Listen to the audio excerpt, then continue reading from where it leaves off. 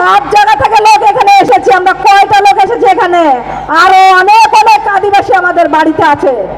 আমরা বুঝিয়ে দেব সরকারকে, এই রাষ্ট্রকে জানিয়ে দিয়ে যাব।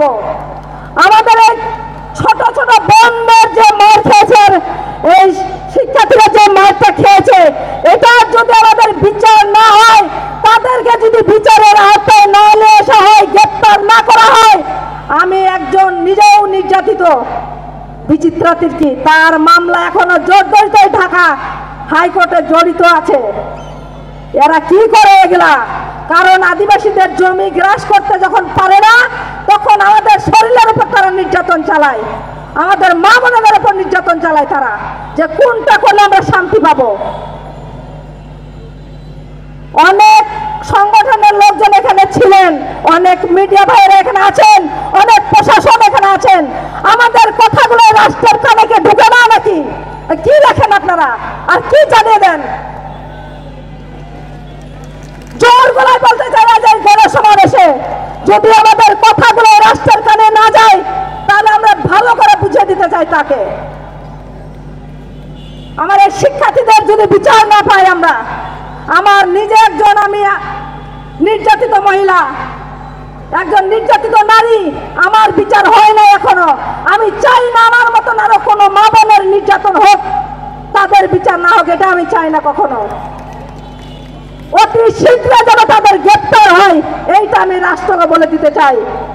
আর যারা আজকে এখানে এই গণসমাবেশের ডাক দিয়েছেন, আমার আদিবাসী ফোরাম, তাদেরকে অনেক ধন্যবাদ জানাই। আমার প্রশাসন ভাইয়েরাকে বলে যাচ্ছি, আমার মিডিয়া ভাইয়েরাকে বলছি, যদি এটার বিচার আমরা না পাই, তাহলে আমরা এক থেকে জোরালো ভাবে আমরা সমাবেশ করব করব করব, কথা দিয়ে যাচ্ছি আদিবাসী ভাই বোনেরা।